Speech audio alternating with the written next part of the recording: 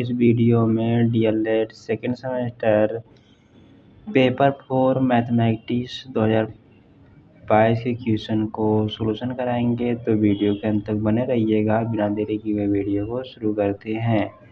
तो देखिए हमारे पास यहाँ पहला क्वेश्चन दिया गया है कि सबसे छोटा पूर्णांक है। तो इसमें सबसे छोटा पूर्णांक है। देखिए पूर्णांक 3 प्रकार के होते हैं। पहला जो होता है -1, -2, -3, इस प्रकार से अनंत तक धनात्मक पूर्णांक, ऋणात्मक पूर्णांक और शून्य।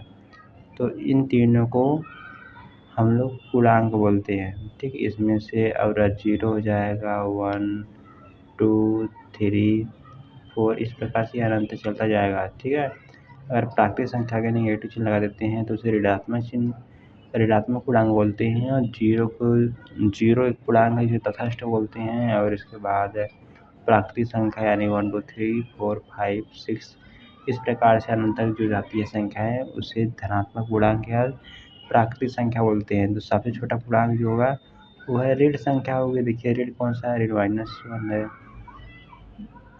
तो सबसे छोटा पूर्णांक क्या है, ऑप्शन नंबर जो है सबसे छोटा पूर्णांक है। हालांकि सबसे छोटा पूर्णांक ज्ञात नहीं किया जा सकता है, परंतु इस विकल्प में जो है सबसे छोटा पूर्णांक जो है -1 है।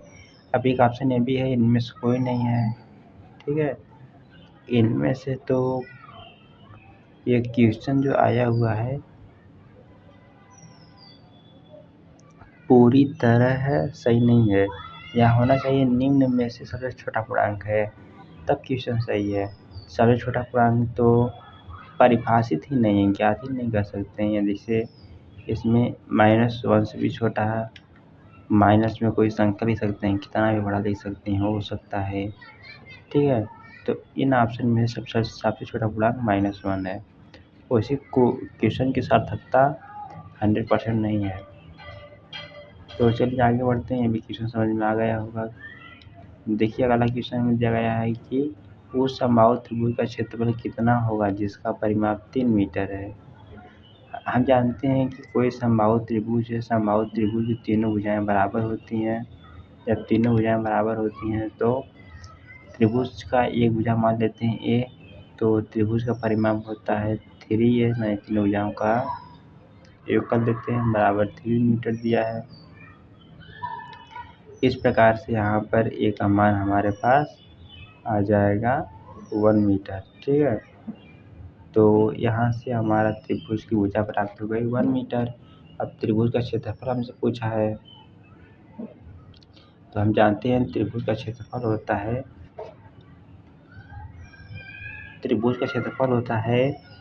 समबाहु त्रिभुज का क्षेत्रफल जो होता है वह होता है कड़ी में 3/4 भुजा का वर्ग। भुजा मैंने ये माना है तो एक का वर्ग हो जाएगा। तो ये सूत्र होता है त्रिभुज का, याद रखिएगा कि समबाहु त्रिभुज का क्षेत्रफल होता है कड़ी में 3/4 भुजा का वर्ग। तो यहाँ पर कड़ी में 3/4 और 1 का वर्ग करने पर हमारा 1 ही आ जाएगा। तो बराबर में कड़ी में 3/4 यूनिट जो है मीटर में दिया है तो मीटर स्क्वायर हो जाएगा। ठीक है, सेंटीमीटर स्क्वायर नहीं हो जाएगा। तो देखिए कौन सा ऑप्शन नंबर यहाँ पर 2 करेक्ट है। समझ में आया होगा। बढ़ते हैं अगले क्वेश्चन पर। हमारा अगला क्वेश्चन दिया गया है निम्न में से अभाज्य संख्या है। कौन सी संख्या इसमें इनमें से अभाज्य? देखिए यहाँ पर 4 भाज्य संख्या है, इसमें से जो है बी वाला करेक्ट ऑप्शन है, क्योंकि देखिए यहाँ पर 11 भी अभाज्य संख्या, 2 भी अभाज्य संख्या है, 3 भी अभाज्य संख्या है। इसमें 9 भाज्य है, इसमें 6 अभाज्य है। इसमें 6 भाज्य है, इसमें 9 भाज्य, इसमें 4 भाज्य। इसलिए निम्न में से अभाज्य संख्या का समूह जो है 11 to 3 है। देखिए हमारे पास चौथा क्वेश्चन दिया गया है परिमेय संख्या -3/4 का योगात्मक है, योग में गुणात्मक प्रतिलोम होगा। 3 का योगात्मक प्रतिलोम ज्ञात करने के लिए हम सिर्फ चिन्ह को चिन्ह कर देते हैं, यानी कि -1 से गुणा कर देते हैं। तो कितना हो जाएगा, यह योगात्मक प्रतिलोम हमारा हो जाएगा 3/4। और गुणात्मक प्रतिलोम ज्ञात करने के लिए क्या करते हैं, जो दी गई संख्या है उसका जो है हर अंश कर देते हैं और अंश हर में कर देते हैं। तो ये -4/3 हो जाएगा। ठीक है। तो ये इसका क्या है, इसका गुणात्मक प्रतिलोम है। योगात्मक प्रतिलोम के लिए -1 से गुणा करते हैं, कोई भी संख्या दिया रहता है। गुणात्मक प्रतिलोम ज्ञात करने के लिए जस्ट दी गई संख्या का अंश को हर, तो अंश का हर और हर का अंश कर देते हैं। ओके, समझ में आया। ऊपर वाली जो डिजिट लिखी रहती है उसे अंश बोलते हैं, नीचे वाले को हर बोलते हैं और इसे आपस में पलट देते हैं अगर गुणात्मक प्रतिलोम की बात करता है तो देखिए कौन सा ऑप्शन मैच कर रहा है, 3/4 और -4/3, यानी कि बी ऑप्शन करेक्ट है। देखिए इसमें भी शायद बी ऑप्शन करेक्ट था। ओके, हमारे पास 5वां क्वेश्चन दिया गया है कि निम्नलिखित में से रेखीय समीकरण कौन सा नहीं है। देखिए रेखीय समीकरण में क्या होता है कि जो चर होता है उसकी घात हमेशा 1 होती है। कौन सा नहीं है, तो यहाँ पर देखिए चर यक्स है, यक्स की घात यहाँ पर 1 है, कुछ नहीं रहता तो घात हमेशा 1 रहती है। यहाँ पर देखिए चर की घात 1 है, यहाँ भी 1 है, जोड़ने पर यक्स हो जाएगा। और यहाँ पर देखिए यक्स की पावर 2 है और यहाँ भी यक्स पावर 1 है। सभी में तो यक्स पावर 1 है, परंतु जो ऑप्शन नंबर 3 दिया है इसमें यक्स पावर 2 है। ठीक है, इसलिए ये जो है रैखिक समीकरण नहीं है। ऑप्शन नंबर हमारा 3 करेक्ट हो जाएगा। तो अभी तक मैंने बहुविकल्पी प्रश्न को समाप्त कर लिया। उम्मीद करता हूँ ये बहुविकल्पी प्रश्न समझ में आए होंगे। बढ़ते हैं अति लघु उत्तरीय प्रश्न पर। देखिए यहाँ पर अगला क्वेश्चन दिया गया है अति लघु उत्तरीय प्रश्न। तो इसमें पहला प्रश्न है कि धन पूर्णांक को हम लोग प्राकृतिक संख्या कहते हैं, नेचुरल नंबर, जैसे 1 हो गया, 2 हो गया, 3 हो गया, 4 हो गया। ये सभी जो अंत जाती है उसी धन पूर्णांक बोलते हैं, यानी प्राकृतिक संख्या बोलते हैं। तो धन पूर्णांक 4x-6, तो यह एक धन पूर्णांक है। ठीक है, तो जो यक्स का मान है यह है 2 होगा या फिर उससे ज़्यादा होगा, इससे कम नहीं होगा। ठीक है, तो कहा हमसे क्या है, ठीक बाद का धन पूर्णांक। तो ठीक बाद के धन पूर्णांक में हम लोग क्या करेंगे, 4x, यहाँ यक्स लेते हैं, 4x प्लस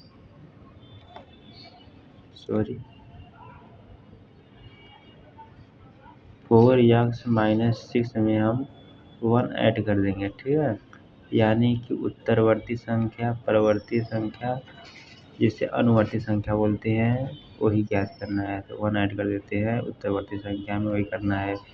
तो हल करने पर क्या जाएगा, ठीक बाद का धन पूर्णांक 4x-5 आ जाएगा। ओके, तो आया समझ में कैसे लगेगा यह, तो इसलिए हमारा राइट आंसर आ जाएगा 4x-5।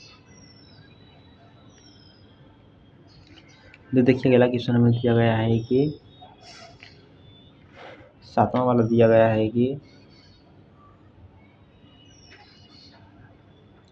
-2/3 +4/5 -6/7 को सरल कीजिए। सबसे पहले हम क्या करेंगे, 3, 5 और 7 का एलसीएम ज्ञात करेंगे। ठीक है, तो एलसीएम में देखिए तीनों संख्याएं जो हर है या अभाज्य संख्याएं हैं, इसलिए एलसीएम का गुणा हो जाएगा। 3 × 5 = 15, 15 छक्का 90, 7 105, तो एलसीएम हमारा 105 आ जाएगा। ठीक है, तो जो हर 3 है, 3 में भाग करेंगे 105 में, तो 3 × 3 = 9, 3 × 5 = 15 बार गया, तो 15 गुणा हम 2 में कर लेंगे तो -30 आ जाएगा।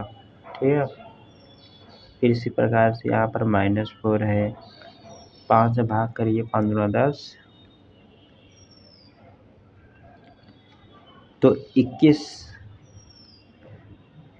तो 21 बार जा रहा है, तो 21 चौक को हो जाएगा 84। ठीक है, तो यहाँ पर -84 आ जाएगा। फिर यहाँ पर -7 से भाग करिए,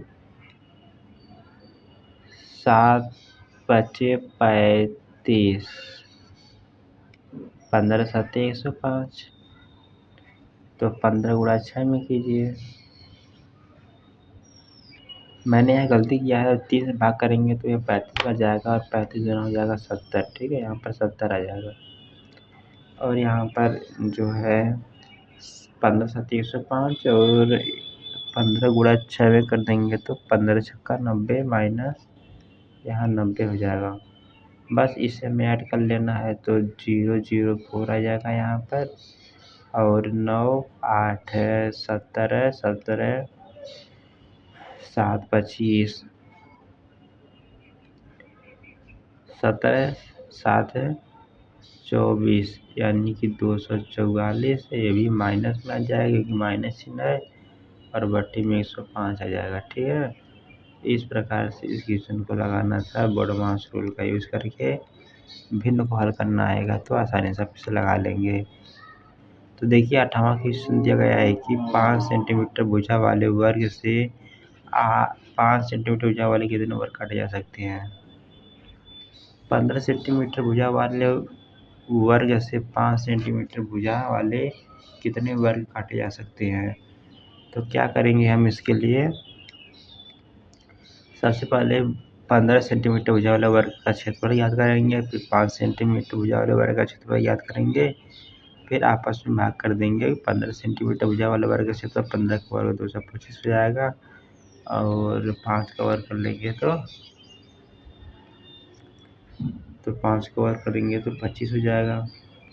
25 से भाग करिए ये तो कितना बच जाएगा बताइए। 25 बटे 25 नवा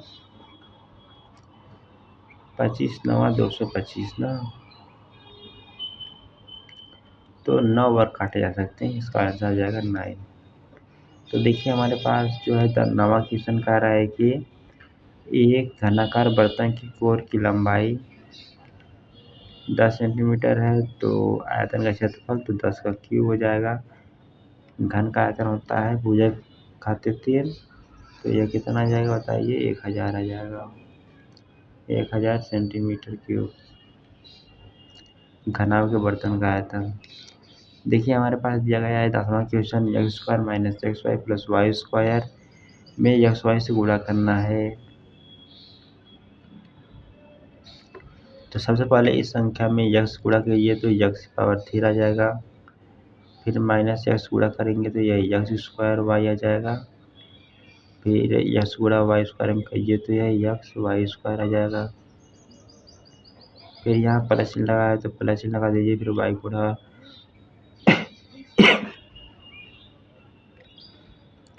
वाई गुणा यक्स स्क्वायर में कीजिए तो यह आ जाएगा यक्स स्क्वायर वाई। फिर वाई गुणा माइनस एक्स स्क्वायर में कीजिए तो माइनस यक्स वाई स्क्वायर आ जाएगा। फिर वाई गुणा वाई स्क्वायर में कीजिए तो प्लस वाई क्यूब आ जाएगा। बस अगली लाइन में या फिर इसके आगे लाइन में यही लिख देना है। क्या जाएगा देखिए, एक्स पावर 3 है, यहाँ वाई पावर 3 सजाती बदल लिख दीजिए, एक्स पावर 3 प्लस वाई की पावर 3। फिर देखिए माइनस एक्स स्क्वायर वाई है, ये माइनस एक्स वाई स्क्वायर है। देखिए यहाँ पर एक्स स्क्वायर वाई है, यहाँ पर एक्स स्क्वायर वाई है, तो ये तो प्लस माइनस आपस में कट जाएंगे। यहाँ पर एक्स वाई स्क्वायर है, यहाँ भी एक्स वाई स्क्वायर है, तो ये भी आपस में कट जाएंगे, प्लस माइनस दिख रहे हैं। ठीक है, बस एक्स की प्लस वाई की हमारा इसका राइट आंसर हो जाएगा। उम्मीद करता हूँ समझ में आया होगा। चलिए आगे बढ़ते हैं। देखिए हमें 11वां क्वेश्चन दिया गया है कि किसी संख्या के 1/4 में एक घटाने पर एक शेषफल एक है तो एक घटाने पर शेषफल नहीं रहेगा जी, शेष 1 है तो वह संख्या याद कीजिए। तो माना वह संख्या x है, इस संख्या का 1/4 1/4 हो जाएगा। 1/4 में एक घटाने पर तो एक घटा देते हैं तो क्या प्राप्त होता है, हमें 1 प्राप्त होता है, तो वह संख्या याद कीजिए। तो अगली लाइन में क्या करेंगे, 1 को आप राइट में भेज दीजिए तो यह x/4 बराबर में 1 को राइट में भेजेंगे तो 2 हो जाएगा। तो x बराबर क्या जाएगा, तो 4 3 मल्टीप्लाई होगा तो 8 हो जाएगा। तो यक्स का मान कितना आ गया 8, तो इसका राइट आंसर 8 हो जाएगा।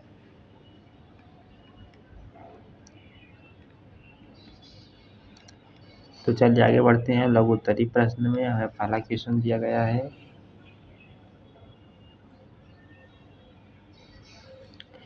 देखिए पहला क्वेश्चन दिया गया है कि एक वर्गाकार बगीचे के चारों ओर 50 सेंटीमीटर चौड़ाई का मार्ग बना हुआ है।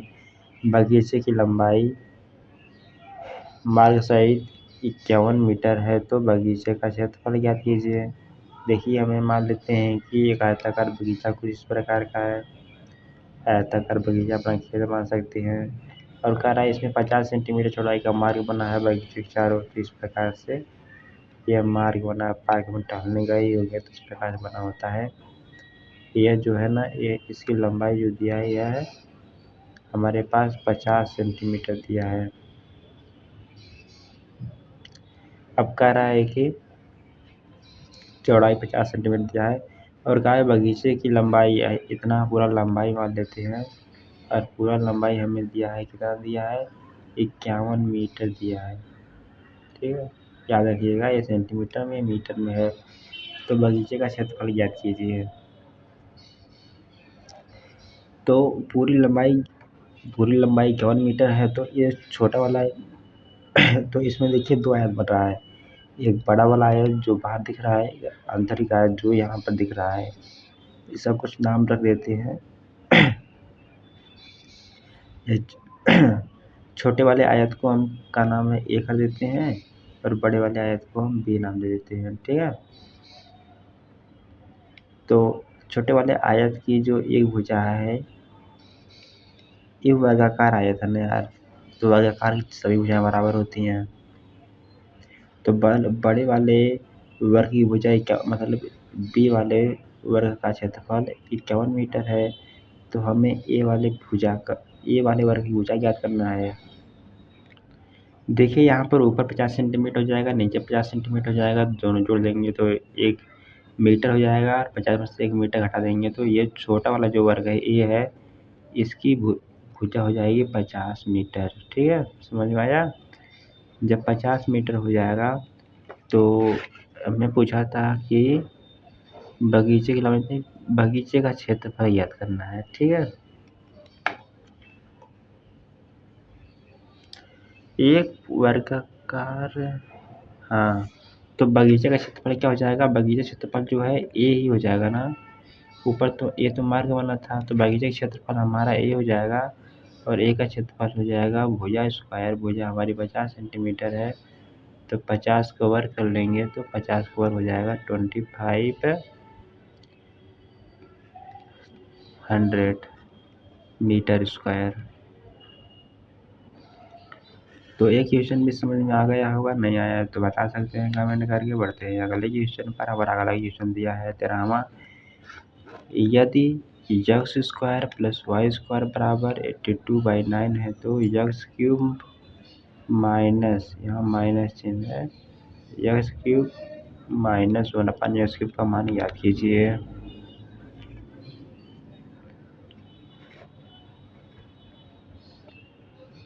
तो देखिए हमारे पास सबसे पहले तो हमें x cube minus 1 x cube ज्ञात करना है। तो लिखेंगे यहाँ पर x cube minus 1 x cube.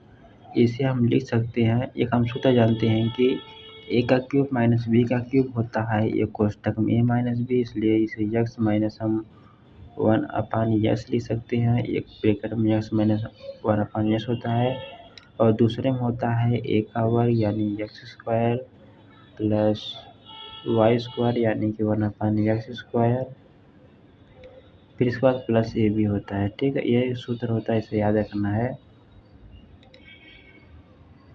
A B का स्थान पर हम यक्स 1/यक्स इंटू यक्स करेंगे, हमेशा जो है 1 के बराबर आ जाएगा। ठीक है, देखिए सूत्र होता है, लिख देते हैं हम पूरे पर, हम ए का क्यूब माइनस बी का क्यूब बराबर में होता है ए माइनस बी, एक ब्रैकेट में, दूसरे ब्रैकेट में होता है ए का वर्ग माइनस बी का वर्ग।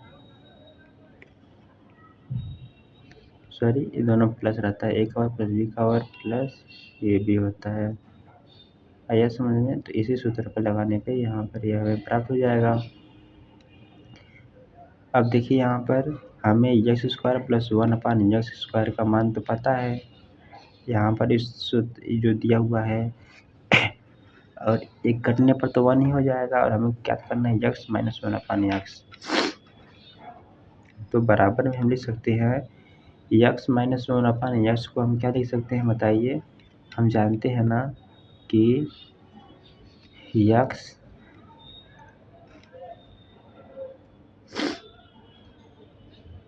हम यह जानते हैं कि a माइनस बी का वर्ग होता है, जानते हैं ना, a माइनस बी का वर्ग करने पर हमें प्राप्त होता है a का वर्ग प्लस b का वर्ग माइनस 2ab।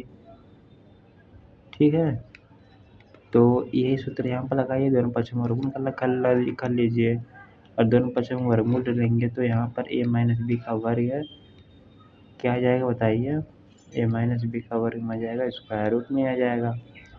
तो यही मान यहाँ पुट कर दीजिए, ए प्लस बी का मान हमें दिया है, ए का वर्ग प्लस बी का वर्ग दिया है, यह 1 हो जाएगा, तो हमारा राइट आंसर आसानी से लग जाएगा। तो देखिए यहाँ पर एक्स माइनस 1/x को क्या मिल सकते हैं, square root of x square plus में 1/x square minus x minus 2 times x into 1/x, ये गुणा में है, ये जो है करोड़ी में,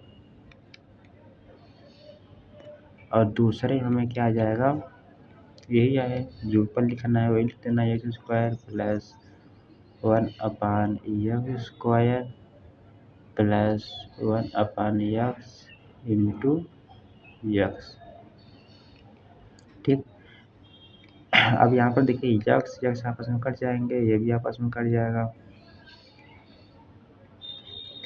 और x square plus 1/x square का मान हमें दिया ही है, क्या दिया है, 82/9 माइनस 2, यह है स्क्वायर रूट में है, इंटू ब्रैकेट, और यहाँ पर देखिए x square plus 1/x square का मान हमें 82/9 है, और प्लस में यह 1 आ जाएगा। देखिए यहाँ पर 80, इसका एलसीएम लेके हल करेंगे तो 9 दूना 18, और 82 में से 18 जाएगा तो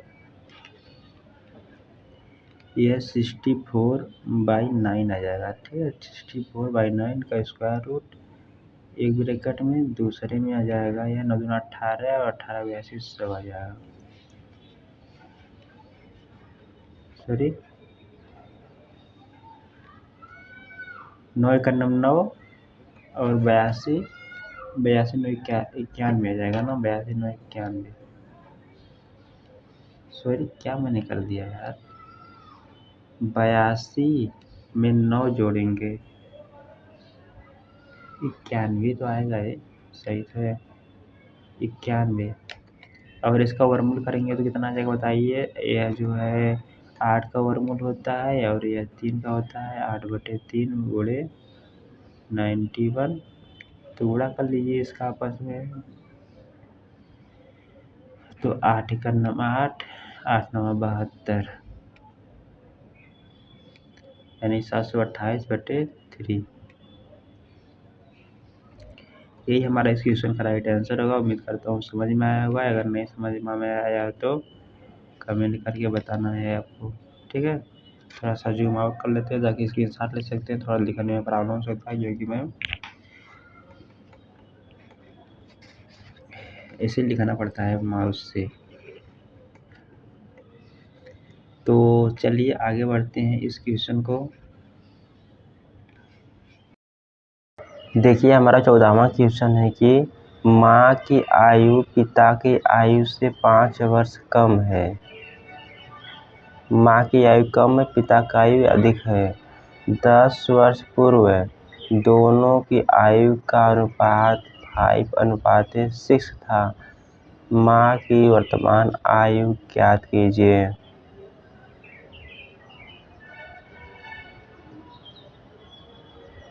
तो हमें जो मान लेते हैं कि पिता की आयु x है, ठीक है, माना पिता की आयु x है, तो माँ की आयु x - 5 हो जाएगा। ऐसा क्यों होगा बताइए?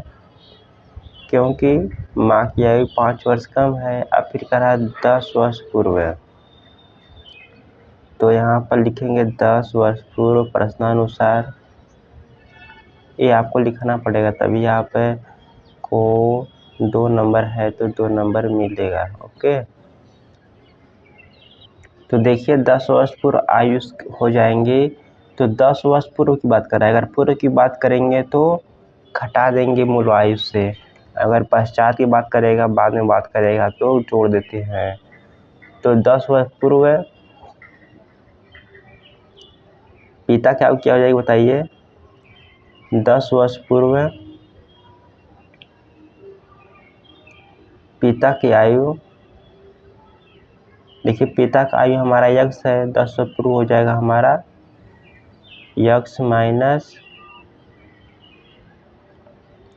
10। इसी प्रकार 10 वर्ष पूर्व माँ की आयु, 10 वर्ष पूर्व माँ की आयु कितना हो जाएगा बताइए?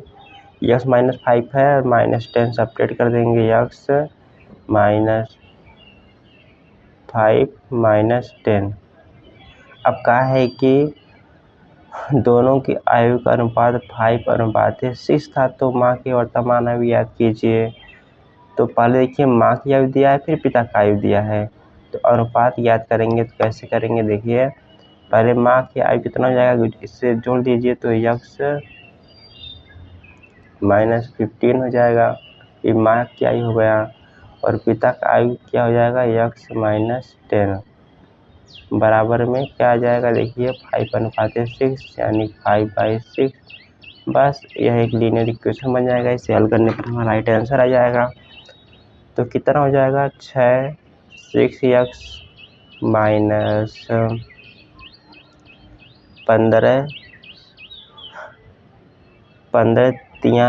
छक्का 90, तो 90 हो जाएगा, -5x और इससे गुणा करेंगे तो -50 आ जाएगा। बस इसे हल कर लीजिए, यह जो है बराबर में रहेगा। और जब यहाँ से 5x को लेफ्ट में लाएंगे तो यह जो है ना, तो कितना हो जाएगा? 5 में से 6x चला जाएगा, 5x 6x में से 5x जाएगा तो यहाँ x बच जाएगा, बराबर में -90 को जब राइट में ले जाएंगे तो यह 40 आ जाएगा, ठीक है। तो यहाँ से x का मान क्या प्राप्त होगा? 40। 40 किसका? x का मान किसका माना था? पिता का मान। तो माता का जो माँ की आयु कितना हो जाएगा बताइए? माँ की आयु जो हो जाएगा x - 5 यानी कि पिता की आयु 40 वर्ष और माँ की आयु, तो ये तो पिता हो गए, ठीक है। और माता क्या हो जाएंगी? माता हो जाएंगी माता की आयु, तो 40 में से जो है यह 5 है, 40 में से 5 को घटा दीजिए तो यानी कि 35 वर्ष। आया समझ में? अधिकतर लोग गलती कहाँ करते हैं बता देते हैं हम। जैसे यहाँ पर दिया गया है ना कि माँ की आयु पिता की आयु से 5 वर्ष कम है, इतना तो समीकरण से बना लेंगे, परंतु दोनों वर्ष पूर्व 10 वर्ष पूर्व दोनों की आयु का अनुपात 5:6 था। ये जो 5:6 दिया है ना, तो पहले माँ की आयु रखिए फिर पिता की आयु रखिए, ठीक है। माँ की आयु बटे पिता की आयु का अनुपात दिया है 5:6, तो आपको इस तरीके से लगाना था। अगर यही जो है x - 10 को मतलब पिता के ऊपर कर देंगे तो गलत आंसर आ जाएगा। तो चलिए आगे बढ़ते हैं। ये क्वेश्चन समझ में आया होगा, ऐसा उम्मीद करते हैं। देखिए हमारे पास 15वां क्वेश्चन दिया गया है कि एक कमरे की लंबाई 60 मीटर 6 सेंटीमीटर है, चौड़ाई 20 मीटर 21 सेंटीमीटर है। उस बड़ी वर्गाकार टाइल्स की भूमिका ज्ञात कीजिए जो टाइल्स को बिना तोड़े फर्श में लगाया जा सकता है।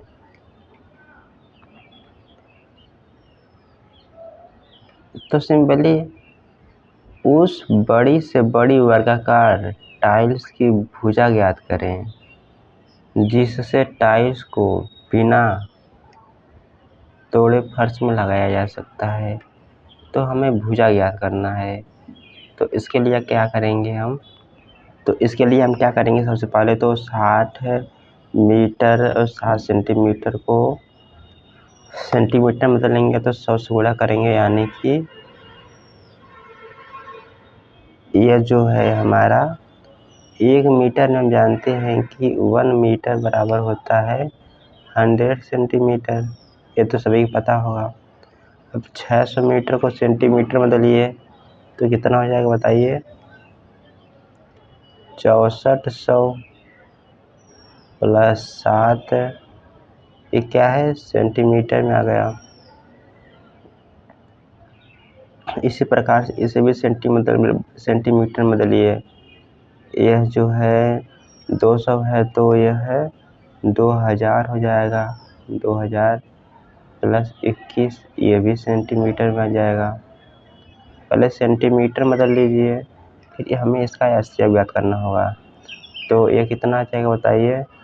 6407 आ जाएगा, 6407, और यह है 2021 आ जाएगा। अब इनका हमें एचसीएफ ज्ञात करना है। एचसीएफ ज्ञात करने के लिए क्या करेंगे? भाग विधि से एचसीएफ ज्ञात करते हैं। सबसे पहले तो बड़ी संख्या को बड़ी संख्या में छोटी संख्या से भाग करेंगे, ठीक है। तो चलिए हम भाग यहाँ पर करते हैं। देखिए हमने जो है 2021 से भाग करना है 6407 में।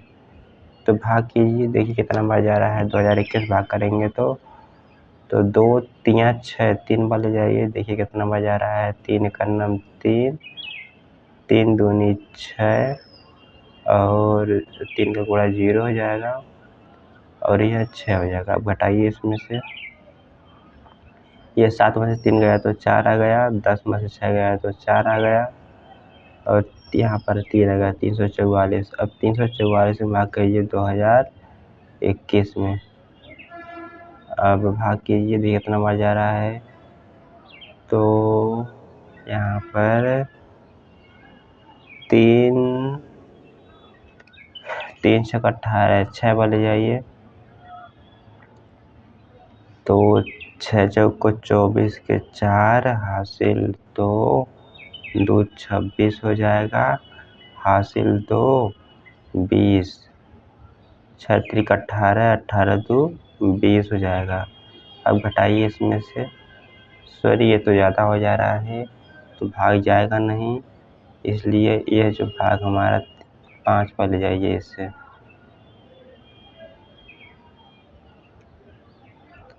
तो 5 बार ले जाइए,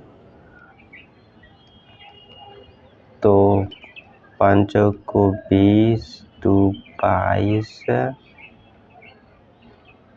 5 3 15, 2 17, ठीक है।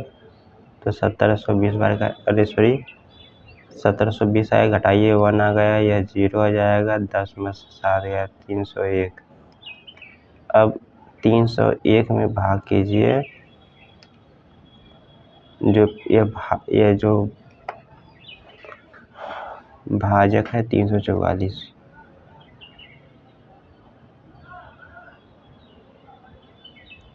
अब देखिए एक बार जा रहा है तो घटा दीजिए, तो 301 में घटाएंगे तो यह हमारे पास 43 आ जाएगा। अब 43 में 301 में भाग कीजिए, तो 4 कितना बजा रहा है बताइए? 4 से 28, 7 बजा रहा है, ठीक है। तो 7 के 21 के 1 हासिल 2, 7 चौक 28 2 30। तो यहाँ पर देखिए भाग पूरी चली गई। यहाँ पर जो है 301 है, ठीक है। ये क्या है 301 है। 301 को मैं नीचे लिख देता हूँ यहाँ पर। तो ये आपस में घटाने पर 0 आ जाएगा। जब घटाने पर 0 हो जाता है अंतिम शेषफल, जो अंतिम हमारा भाजक होता है वही उन दोनों दी गई संख्या का एलसीएम होता है। तो हमारे पास एलसीएम ज्ञात करना आ रहा होगा तो बड़ी आसानी से हम ज्ञात कर लेंगे। तो वो सबसे बड़ा टाइल्स की भुजा जो हो जाएगी, वर्गाकार टाइल्स की भुजा, वह 43 सेंटीमीटर हो जाएगा। अगर इसे मीटर में बदलेंगे तो 0.43 मीटर हो जाएगा। 100 से डिवाइड कर देंगे। आया समझ में? हाँ, आ गया होगा। तो चलिए बढ़ते हैं अगले क्वेश्चन पर। देखिए हमारे पास अगला क्वेश्चन दिया गया है कि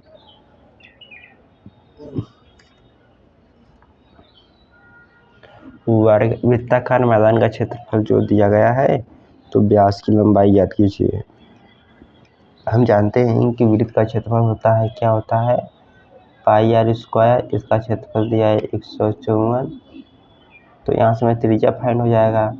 तो आर स्क्वायर बराबर आ जाएगा 154 बटे में पाई। अब पाई का मान जानते हैं कि 22/7 होता है। तो यहाँ से आर स्क्वायर बराबर 154 बटे में 7 बटे में 22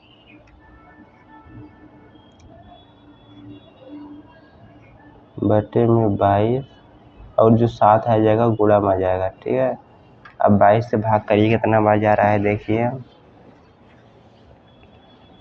तो 7 बार जा रहा है, देखिए 7 दूना 14 15 है। तो इससे 22 7 154 हो जाएगा। और यहाँ से आर स्क्वायर बराबर में इनका आपस में गुणा कर लीजिए, तो यह 49 हो जाएगा। तो यहाँ से त्रिज्या हो जाएगा, दोनों पक्षों में वर्गमूल लेने पर तो त्रिज्या हमारी 7 आ जाएगी। हम जानते हैं वृत्त का जो व्यास होता है त्रिज्या का दोगुना होता है, इसलिए व्यास बराबर हमारा आ जाएगा, व्यास बराबर हमारा आ जाएगा 2r। और यहाँ से 2 गुणे 7 बराबर में 14 आ जाएगा। यहाँ सेंटीमीटर दिया है, मीटर में दिया है तो यह मीटर आ जाएगा, ठीक है, मीटर में है। तो चलिए एक क्वेश्चन भी समझ में आया होगा। इसमें क्या करना था, सबसे पहले वृत्ताकार मैदान का क्षेत्रफल याद करने के लिए वृत्त का क्षेत्रफल पता होना चाहिए। यहाँ से तुलना करने पर हमें त्रिज्या फाइंड हो जाएगा। जब त्रिज्या फाइंड हो जाएगा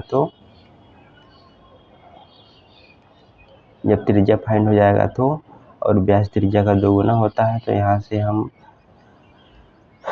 से हम जो है वृत्त का व्यास फाइंड कर लेंगे, ठीक है।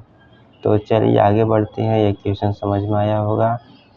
देखिए हमारा अगला क्वेश्चन क्या कह रहा है कि हमारा अगला क्वेश्चन है 17वां क्वेश्चन कह रहा है कि एक समीकरण दिया गया है, समीकरण जो है बोडमास रूल से लगेगा, ठीक। तो सबसे पहले क्या करेंगे, बोडमास रूल में सबसे पहले हम दी गई संख्या को बार ब्रैकेट खोल करते हैं, फिर जो है छोटा कोष्ठक को, फिर मझला कोष्ठक को, फिर सबसे बड़े कोष्ठक को, फिर इसके बाद हम भाग दिया है तो उसे हल करते हैं, फिर गुणा, फिर जोड़ते हैं, फिर घटाते हैं। यही स्टेप फॉलो करते हैं बोडमास रूल लगाते समय। तो सबसे पहले इस रेखा कोष्ठक को हल कीजिए। इसे हल करेंगे तो ये कितना आ जाएगा, यह हमारे पास 7 आ जाएगा। और अब इसके बाद क्या करिए, छोटा कोष्ठक खोल कीजिए, यह माइनस का गुणा प्लस में हो जाएगा, +4। यह जो है 121 आ जाएगा, यह 12 है, तो क्या आ जाएगा बताइए, 112 माइनस ब्रैकेट में 121 से डिवाइड है। इसे हल करेंगे तो यह 121 आ जाएगा। फिर ब्रैकेट ओपन कर देंगे तो ये जो है माइनस माइनस गुणा प्लस में 4 हो जाएगा, और यहाँ माइनस है तो ये 7 आ गया, 7 में से 3 में से 7 गया तो -4 माइनस गुणा प्लस हो जाएगा 4। आया समझ में? तो ये आपस में कट जाएंगे क्योंकि भाग में है, ये ब्रैकेट बंद कर लीजिए तो ये जुड़ जाएगा, 8 हो जाएगा। यानी कि 112 में से हमें 8 को सब्ट्रैक्ट कर देना है, तो क्या आ जाएगा बताइए? तो यहाँ से 104 आ जाएगा।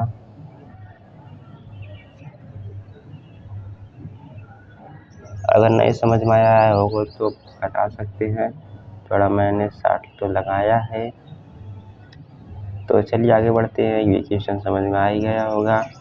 देखिए हमारा अगला क्वेश्चन कह रहा है कि अंतिम क्वेश्चन है, एक टोकरी में यादृच्छिक रूप से चुने गए 40 संतरों का भार नीचे दिया गया है। ये 40 संतरों का भार दिया गया है। वर्ग माप 10 टैली चिन्ह की बारंबारता बनाते हुए सारणी बनाइए। तो काफ़ी आसान इस प्रकार के क्वेश्चन होते हैं। इस प्रकार के क्वेश्चन करने के लिए क्या करते हैं हम, सबसे पहले 10 वर्ग अंतराल की बारंबारता बनाते हैं। उसके लिए क्या करेंगे देखिए, सबसे पहले 3 कॉलम बनाए, तो इस प्रकार से 3 कॉलम बना लेना है। वर्ग अंतराल बारंबारता टैली चिन्ह का, और 10 का हमें रखना है वर्ग अंतराल। तो देखिए हमारे पास 45 से शुरू हो रहा है, तो 45 से आप 55 बना सकते हैं, ठीक है।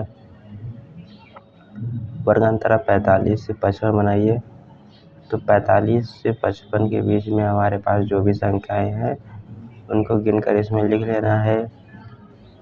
45 से 55, देखिए 45 है यहाँ पर,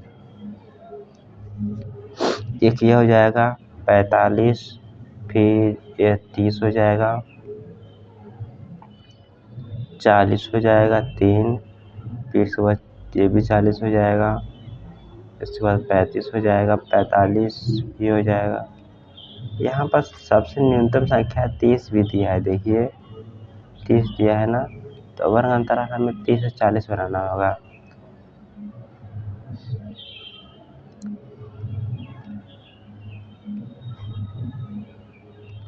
तो चलिए बनाते हैं 30 से 40। तो देखिए 30 यहाँ पर है, इससे पहले मिटा देते हैं जो गलतियाँ हुई थी पहले। देखिए 30 यहाँ पर है एक, फिर इसके बाद है 30 और 40 के बीच में जो संख्याएँ हैं उसको लीजिए। तो 30 के एक यहाँ पर 30 है, 2 हो गया, एक यहाँ पर है और नहीं है। तो 30 और 40 की बारंबारता के बीच की संख्याएँ जो है हमारे पास 3 है, और टैली चिन्ह के लिए हम 3 पाई ही देंगे। फिर इसी प्रकार से 40 से 50 के बीच का बनाइए। 40 से 50, देखिए 40 कौन कौन है, 40 से 50 के बीच में 45 आ गया, कलर चिन्ह कर लेते हैं, एक 45 आ गया, 55 नहीं आएगा, 40 आ जाएगा, 2 हो गया, फिर ये 3 हो गया, फिर इसके बाद 4 हो गया। यहाँ पर मैंने 35 को एक गिना था, 35 30 से 40 के बीच में है, ठीक है। तो 1 2 3, तो 35 से छूट गया था यार, तो इसके बारंबारता 4 हो जाएगी ना।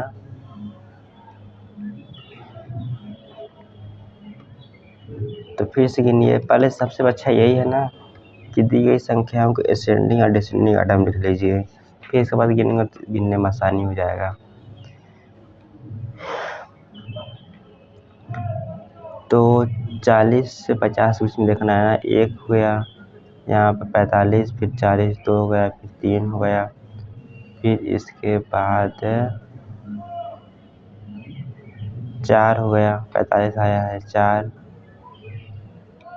फिर 5 आ गया, 5 6 आ गया, फिर बस 6 आ गया।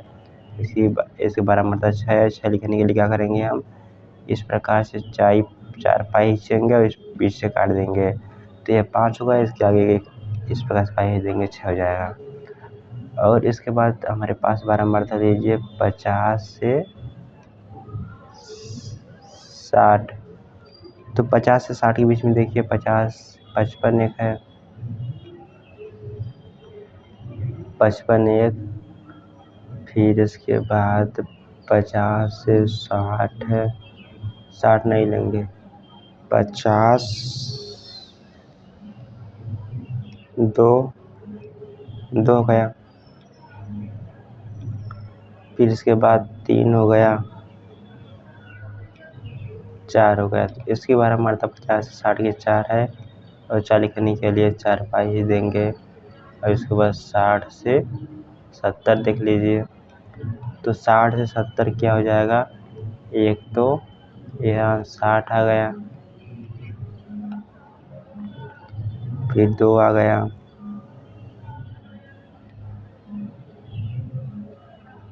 फिर 3 आ गया, 4 आ गया, फिर ये भी तो 4 ही है तो 4 पाई ही दीजिए। फिर इसके बाद 70 से 80 देख लीजिए, 70 से 80, एक 75 एक, फिर 2 3 4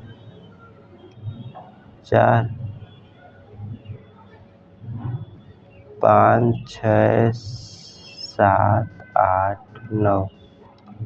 तो 9 है 70 से 80 बीच में 9 लिखिए। 9 लिखने के लिए सबसे पहले क्या करिए, 4 पाई से 4 हो गया, फिर इधर बीच में खड़ी दीजिए 5 हो गया, फिर आगे 4 लाइन बना दीजिए, ठीक है 4, ये 9 लिखा गया।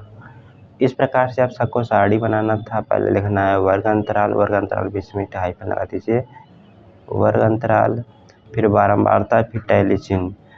तो बारंबारता को लिख लेना है, फिर टैली चिन्ह को बारंबारता जितना बढ़ाया है उतना टैली चिन्ह के रूप में लिख देना है। और वर्ग अंतराल इस प्रकार से बना लेना है। हमेशा ध्यान देना है कि जो आगे वाली संख्या रहेगी उसे निम्न सीमा और पीछे वाली संख्या को उच्च सीमा बोलते हैं। और कभी भी वर्ग बारंबारता ज्ञात करते समय उच्च सीमा को हम काउंट नहीं करते हैं, वह अगली वाली बारंबारता बनाते समय काउंट करते हैं। ओके, तो बस आज के लिए इतना ही, मिलते हैं अगली वीडियो में। Bye bye.